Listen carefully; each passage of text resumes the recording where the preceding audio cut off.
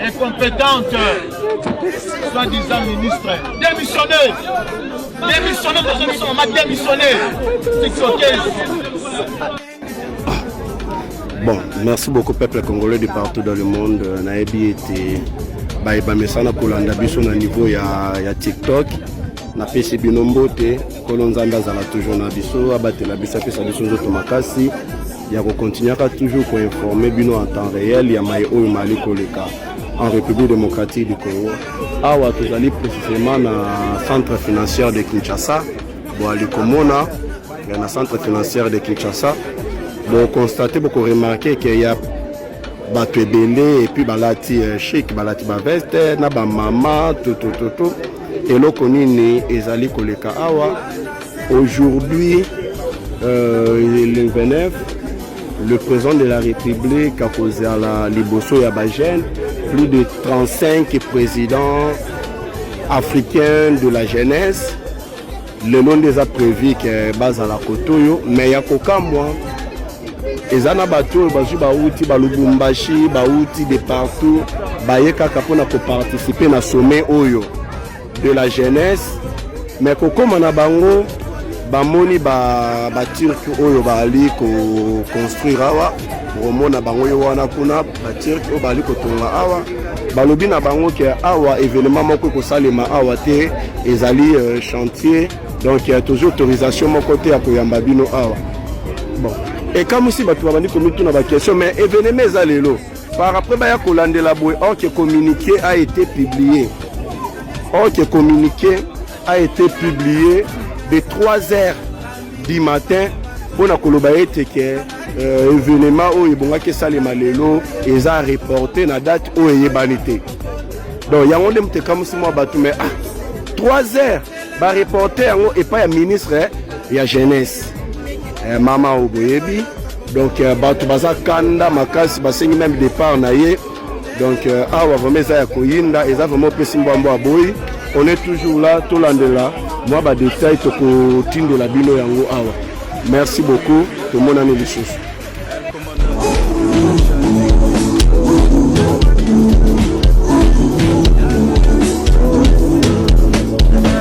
Madame la ministre tosoki wa psiko tango bayebisaka biso bo kontrolaka biloko botiaka na réseaux sociaux bomonaka neti ke bayini bino bafingaka bino yaya oza mwasa taille bomba taille na yo na bilamba ya bien oza mwasa kitoko makasi bo se respectaka nous les femmes boyebi vi na bino ya lobité voilà maintenant bazo publier na ba réseaux sociaux ba photo ya mabe ba pose ya mabe ba biloko moko boyezangi tina boyebi avenir na lobité to ba se respecter nous les femmes vraiment tu peux ça valeur parce que oyebi vino ya lobité voilà maintenant nzambe pe asali sakaka bato nzambe pe ala la kate asali lio siko ta la cause partout sur Facebook sur TikTok sur Twitter partout dans le monde ce n'est pas bien vraiment tout c'est respectable Chilombo Salandenge Obumboka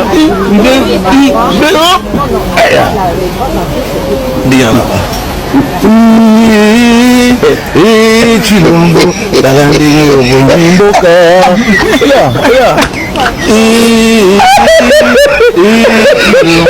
Salandenge Obumboka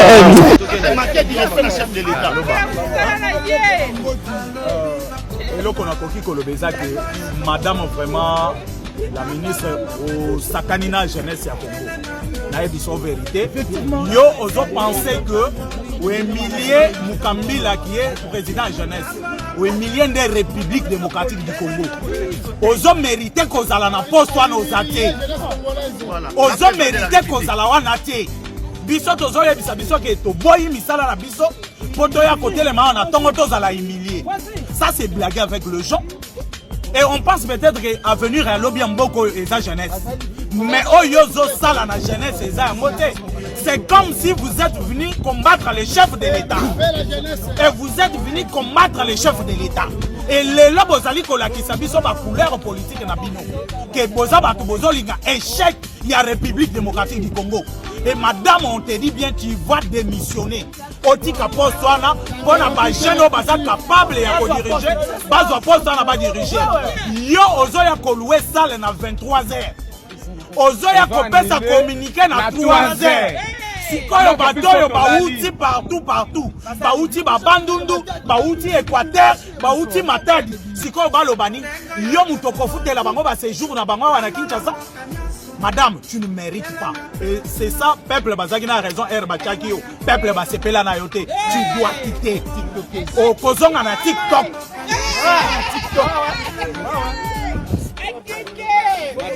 Madame la ministre, en tout cas, tu as étalé ta pied. Si les lots je garde tes photos ni et tes vidéos, tu ne peux pas jouer na batuka kaboyo la mukitongo sko de la mukitongo boto ya ki poto ta la pito ko notonde. La conséquence c'est laquelle, étant donné qu'on manifestait ben compétence scénario, yo faut démissionner. Tu as affaire à la jeunesse. Et puis tu ne la biso communiquer na 3 heures. Madame, erwana biso to lalaka. Bino ba TikTok qui nebo ala kati 3 heures na ba réseaux sociaux. Bosa live. Yo 3 heures na yo que ça la ba live na yo, otine la biso message na 3 heures. Tu penses que un homme consciencieux ou bien une femme consciencieuse na 3 heures du matin na osala ni na réseaux. Madame la ministre, tu dois démissionner. Pourquoi? Parce que au étaler ba incompétence nous sur les c'est aussi l'histoire.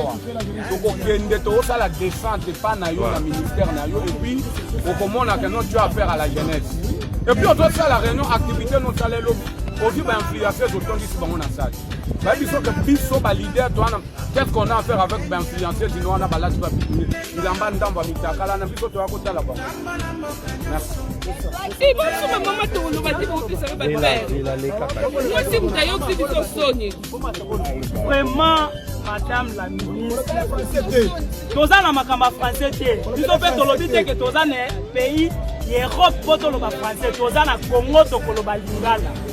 Makambo oyo bozo sala eza bien te. Soki toyebaki activité eza annulée. Il n'y a pas fallu pour faire biso d'invitation, ça va transformer na biso. On est quand même des responsables. Il faut nous appeler Batuna, ni moko boye bo respecter bato.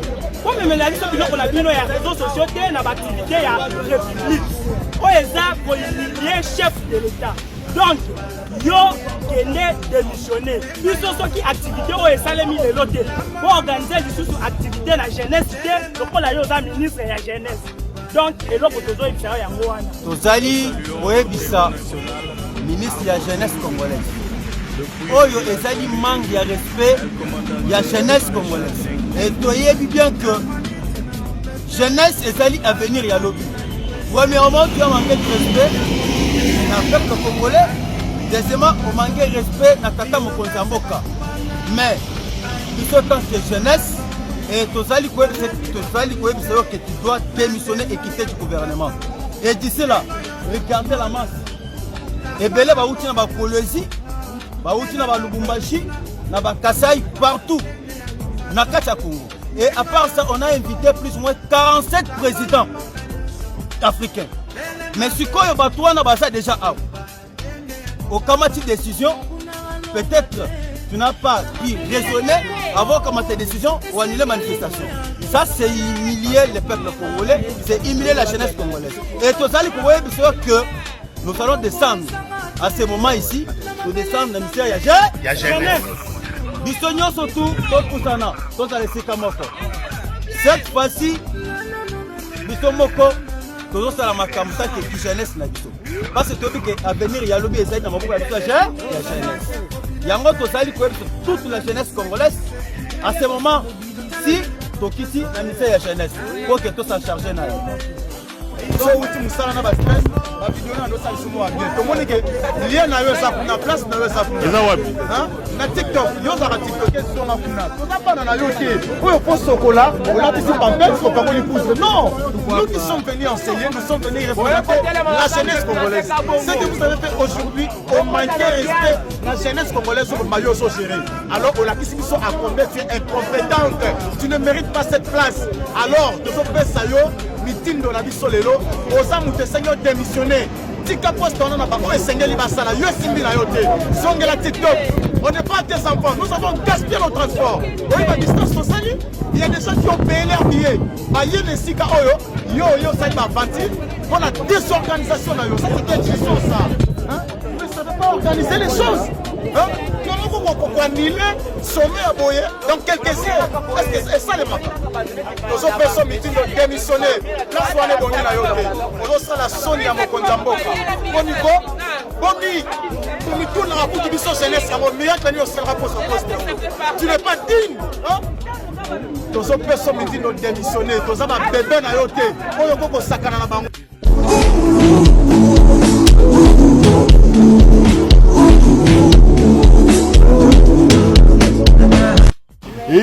Chilombo talandenge obumimboka de hop aya bien là-bas Chilombo talandenge obumimboka et là Chilombo talandenge obumimboka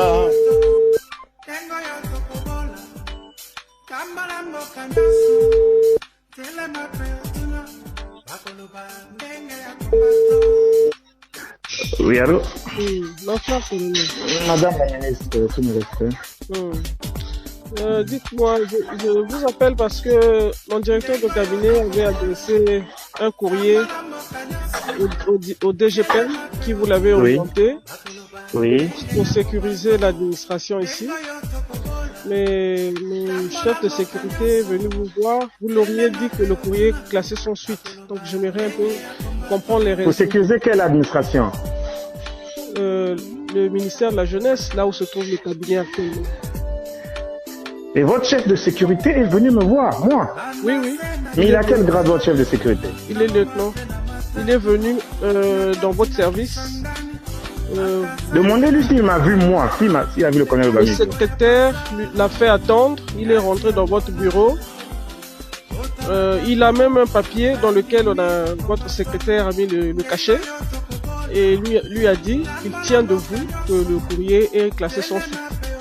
Ah, je ne suis pas au courant, mais non, on n'a pas vocation à garder les ministères, sinon on s'en sortirait pas. C'est toujours des négociations particulières. Ce n'est pas notre vocation, madame. Mais je ne suis pas au courant qu'il est passé à mon bureau. Hein. Je ne suis pas au courant. Personne ne m'en a parlé. Mais votre secrétaire a mis des cachets? Non, il a fait du zéro. Oui, ça c'est l'accusé réception certainement, je suppose, mais personne ne m'en a parlé. Je ne suis pas au courant. C'est pas l'accusé réception, en fait, c'est le document qui stipule qu'il vous a vu. Je n'ai pas un document comme ça, madame. À mon secrétariat, il n'existe pas un document comme ça qui prouve qu'il m'a vu. Ça n'existe pas chez moi. Je n'ai pas un document comme ça. Je ne sais pas ce que c'est. Vous n'avez jamais reçu un courrier du DGPN? Jamais. Jamais. Jamais. Il n'a jamais reçu le courrier? Jamais.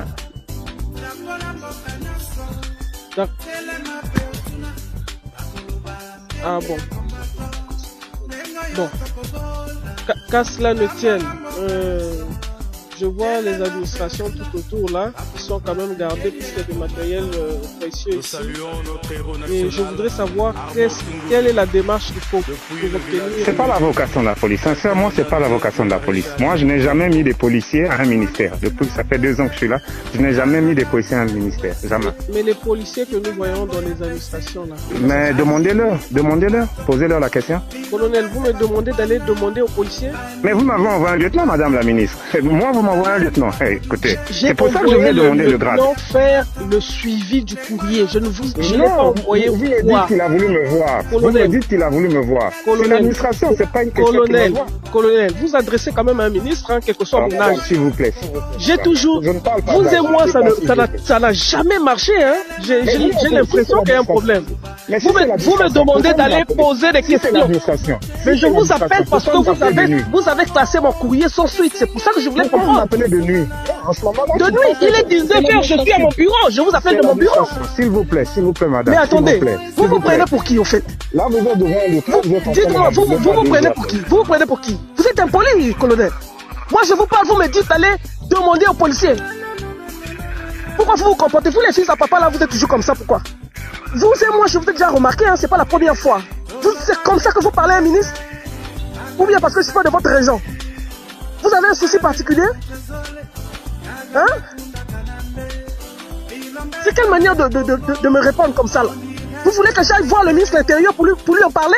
S'il peut me donner des ordres, il me donnera des ordres. Si vous voulez. Oui, mais vous êtes impoli. Vous êtes impoli, colonel. Est-ce que vous vous rendez compte que vous êtes impoli? Vous me demandez d'aller demander aux policiers comment ça se passe. Et vous et moi, c'est pas la première fois qu'on s'écorche, là. Ou bien parce que je suis pas de votre région, dites-moi. Vous ne pouvez pas me respecter au même titre que les autres ministres. Vous parlerez comme ça au ministre de l'Intérieur, vous? Ou bien aux autres ministres qui sont de votre région. Vous leur parlerez comme ça? Moi, je vous appelle de mon bureau. Je ne suis pas chez moi à la maison, je suis au cabinet. On vient de me rendre compte que vous avez classé mon courrier sans suite, même si vous niez que vous ne l'avez pas reçu. Le DGPN vous a fait suivre mon courrier. Et ça ne m'a pas étonné venant de vous. C'est pas la première fois qu'on s'écorche, vous et moi.